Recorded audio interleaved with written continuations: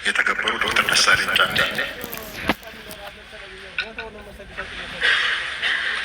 አመሰግናለሁ። የተከበሩ አፈ ጉባኤ፣ ክቡር ጠቅላይ ሚኒስትሩንም ለጊዜያቸው ማመስገን እፈልጋለሁ። ጥያቄን እንደሚከተለው በንባብ አቀርባለሁ። ሀገራችን ዛሬ ያጋጠሟት ውስብስብ ችግሮች፣ ተግዳሮቶችና ስጋቶች ፖለቲካ ወለድ ሲሆኑ መፍትሄያቸውም ፖለቲካዊ እንጂ የጠመንጃ አፈሙዝ ሊሆን አይገባም። በድህነት አዙሪት ውስጥ የኖረች ሀገር ባለፉት 7 የብልጽግና አገዛዝ ዓመታት ደግሞ በእንቅርት ላይ ጆሮ ደግፍ እንዲሉ ለከፋ የጸጥታና የደህንነት ቀውስ አዙሪት ሳይክል ኦፍ ሴኪሪቲ ክራይሲስ እንዲሁም ማባሪያ የሌላቸው አውዳሚ የእርስ በርስ ጦርነቶች ውስጥ አስገብቷታል። ኢህአዴግ አምባገነናዊ ልማታዊ አገዛዝ ነበር። ወደ ብልጽግና ያደረገው መለወጥ ወይም ሜታሞርፎሲስ ደግሞ የሙሉ ጊዜ ጦረኛና እልቂት ጠማቂ አገዛዝ እንዲሆን አድርጎታል። በመደማመጥና ሰጥቶ መቀበል መርህ ላይ ተመስርተን አገራዊ ልዩነቶችን በማጥበብ ሁሉን አካታች ወደሆነ ማህበረሰባዊ መግባባትና ፖለቲካዊ ስምምነት ወይም ፖለቲካል ሴትልመንት ከማምራት ይልቅ ብልጽግና ፓርቲ በሚከተለው ጠቅላይ አገዛዝ ወይም ቶታሊታሪያን ሊደርሽፕ ምክንያት ሰላም ከራቀን ከራራ። ባለፉት 6 ዓመታት በኦሮሚያ፣ በትግራይ፣ አማራና አፋር ዛሬም ድረስ ደግሞ በአማራና በኦሮሚያ ክልሎች በቀጠለው ጦርነት የድሃ አርሶ አደርና ከተሜው ልጆች በሁሉም በኩል እንደ ቅጠል እየረገፉ ነው። ማቆሚያ በታጣላቸው የእርስ በርስ ጦርነቶች በትሪሊየን የሚቆጠር የሀገር ሀብት ንብረት እየወደመ እንደሆነ የጠቅላይ ሚኒስትሩ የኢኮኖሚ አማካሪ ቡድን በሰራው ኢኮኖሚ ዋይድ ኢስቲሜሽን ኦፍ ዘ ኖርዘርን ኢትዮጵያን ዋር ዳሜጅ የሚል ጥናት በአንድ ዓለም አቀፍ ኮንፈረንስ ላይ ቀርቦ የሰሜን ኢትዮጵያ የጦርነት ያደረሰው ጉዳት ግምቱ 32 ቢሊዮን ዶላር እንደሚጠጋ ተተምኗል። እንዲሁም የዓለም ባንክ በ2022 ኢትዮጵያ ዳሜጅ ኤንድ ኒድስ አሰስመንት ብሎ ባወጣው ሪፖርት በሰሜን ኢትዮጵያ ጦርነት የደረሰው ጉዳት ግምት 28 ቢሊዮን ዶላር ያደርሰዋል። አማካይ ግምቱ 30 ቢሊዮን ዶላር ነው ማለት ነው። ባለፉት 6 ዓመታት እስከ ዛሬ ድረስ ደግሞ በአማራ፣ በኦሮሚያ፣ በቤንሻንጉል ጉሙዝ፣ በደቡብ ጋምቤላ፣ አፋርና ሶማሌ ክልሎች እየተካሄዱ ያሉ ጦርነቶችና የእርስ በርስ ግጭቶች የጉዳት ግምት ከሰሜኑ ጦርነት ጋር እኩል አድርገን 30 ቢሊዮን ዶላር ምሁራዊ ግምት ብንወስድ ጠቅላላ ግምቱ ወደ 60 ቢሊዮን ዶላር ወይም በሰሞኑ የባንክ ምንዛሬ በ130 ብር ሲሰላ 7.8 ትሪሊየን ብር ገደማ ነው። በዘንድሮ በጀት ልክ ቢሰላ ደግሞ በቀጣይ 8 ዓመታት የሀገራችን በጀት የሚሆን ሀብትና ንብረት በጦርነቶችና ግጭቶች አውድመን እንዲሁም በሚሊዮን የሚቆጠሩ ወጣቶችን ጭድ አድርገን ዛሬም የጦርነት ነጋሪት እየጎሰምን ቀጥለናል። የዚህ የእርስ በርስ መጠፋፋት ጉዞ ውጤትም የተባበሩት መንግስታት የልማት ፕሮግራም ባወጣው የ2024 ግሎባል መልታይ ዳይሜንሽናል ፖቨርቲ ኢንዴክስ ፖቨርቲ አሚድ ኮንፍሊክት ሪፖርት እንዳመላከተው 72 በመቶ ወይም 86 ሚሊዮን ኢትዮጵያውያን በድህነት እንደሚኖሩ ይፋ አድርጓል። የውጭ ምንዛሬ ለውጡንና የኮሪደር ስራ ተያይዞ መኖሪያና የንግድ ቤታቸው የፈረሰባቸው በመቶ ሺዎች የሚቆጠሩ ችግር ላይ የወደቁ ዜጎችም አሉ። ከቅርብ ጊዜ ወዲህ ደግሞ እንኳን ከኑሮ መሰረታቸው የተነቀሉት ይቅርና ስራ ሰርተው በላባቸው የሚኖሩ ኢትዮጵያውያን ጭምር የኑሮ ውድነቱን መቋቋምና ልጆቻቸውን ማሳደግ ተስኗቸዋል።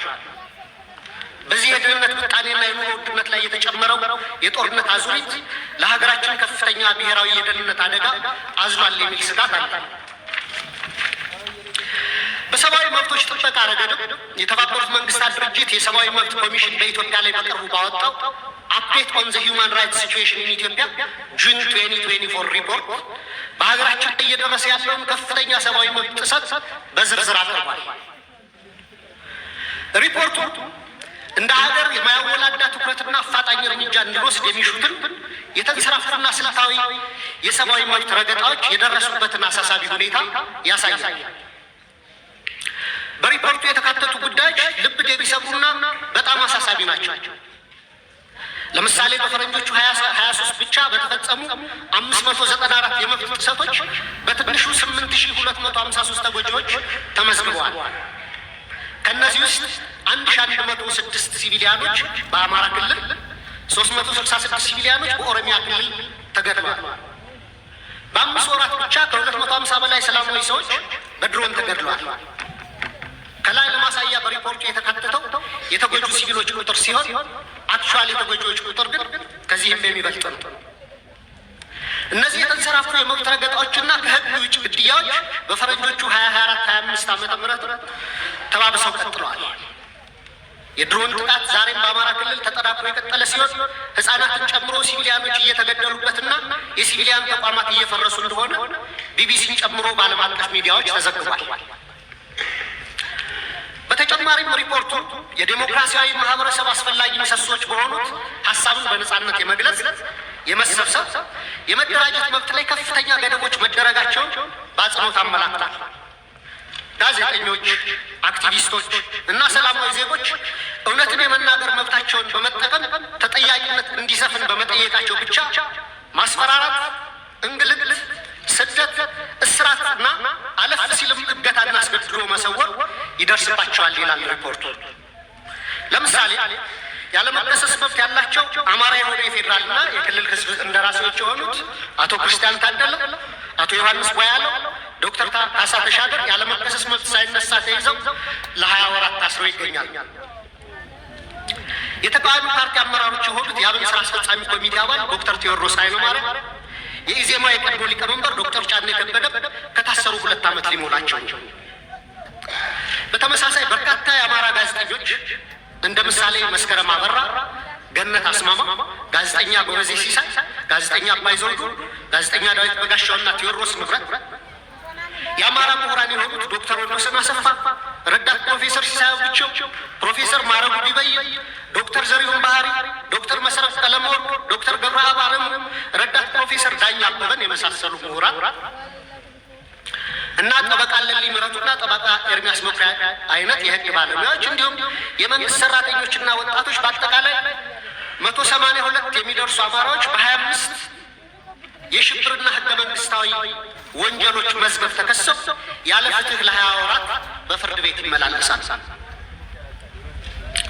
የዘገየ ፍትህ እንደተነፈገ ይቆጠራል እንዲሉ የፍትህ ስርዓቱ ዛሬ ቀልጣፋና ፍትሃዊ ውጤት ማምጣት እንዳልቻለ አመላካች ናቸው። በኢህአዴግ ጊዜ ይደረግ እንደነበረው ሁሉ ፍርድ ቤት በተደጋጋሚ ይመላለሳል። ፍትህ ግን እንደ ሰማይ ያርቋቸዋል።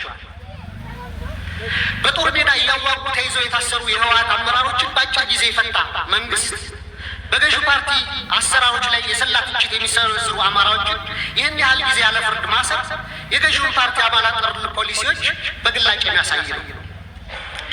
የአማራ ክልሉን ጦርነት ተከትሎ ለ10 ወራት የቆዩ አስቸኳይ ጊዜ አዋጅ በታወጀበት ባለፉት 20 ወራት ውስጥም በሺዎች የሚቆጠሩ አማራዎች መታወቂያቸው እየታየና በብሔር እየተለዩ ኢተኒክ ፕሮፋይሊንግ እየተደረጉ ታስረዋል። ኢሰብአዊ ለሆኑ አያያዞች መጋለጣቸውንም መንግስታዊ የመብቶች ተቋም ኢሰመኮና ዓለም አቀፍ ድርጅቶች ጭምር ገልጸውታል። የአስቸኳይ ጊዜ አዋጅ ከተጠናቀቀ በኋላ ባለፈው ወር በመዲናችን እስከተካሄደው የአፍሪካ መሪዎች ጉባኤ ድረስ የአማራ ልጆች ጅምላ እስር አልቆመም። የተባበሩት መንግስታት ድርጅት የሰብአዊ መብቶች ኮሚሽን ባወጣው ሪፖርት ውስጥ የተካተቱ አብዛኛዎቹ የመብት ጥሰቶች መንግስታዊ ተቋም በሆነ የኢትዮጵያ ሰብአዊ መብቶች 2016 ሪፖርት በምርመራ ጭምር የተረጋገጡ ናቸው። በተጨማሪም ኢሰመኮ፣ አምነስቲ ኢንተርናሽናል፣ ሁማን ራይትስ ዋች፣ ሲፒጄ እና የአውሮፓ እና የአሜሪካ ኤምባሲዎች ጭምር ባወጧቸው ሪፖርቶች እና መግለጫዎቻቸው አሳሳቢነታቸውን ገልጸዋል። መንግስታዊ ኢሰመኮ ጥቅምት 13 2017 ባወጣው ሪፖርት በአዲስ አበባ በአማራና በኦሮሚያ ክልሎች የተለያዩ አካባቢዎች በርካታ ዜጎች ያስገድዶ መሰወር ወይም ፎርስ ዲስአፒራንስ ሁኔታ ሊያቋቁም በሚችሉ እና ያሉበት ሳይገለጽ በተራዘመ እስር ውስጥ እንደሚገኙ ተመላክቷል። የፖለቲካ ምህዳሩን ስናይ ደግሞ ተዘግቶ ምንም አይነት የተቃውሞ ድምጾች እንዳይሰሙ ከፍተኛ የመብቶች መቃ እየተፈጸመ ሲሆን በብልጽግና የሴፍቲኔት ፓኬጅ ውስጥ ያልተካተቱ ጥቂት የተቃውሞ ድምጾችም ሳፎኬት ተደርገው በደመነፍስ ለመተንፈስ እየተፍጨረጨሩ ነው። እነዚህ ሁሉ ዓለም አቀፍና ሀገር አቀፍ ተቋማት የሀገራችን የሰብአዊ መብት አያያዝ አስስቧቸው ሪፖርታቸውን የሚያወጡት የሚመለከታቸው የመንግስት አካላት ትኩረት አድርገው ችግሮች እንዲፈቱ እንዲያደርጉና መንግስቱም አፋጣኝ እርምጃ ወስዶ እንዲስተካከሉ እንዲሁም ተጠያቂነት እንዲሰፍ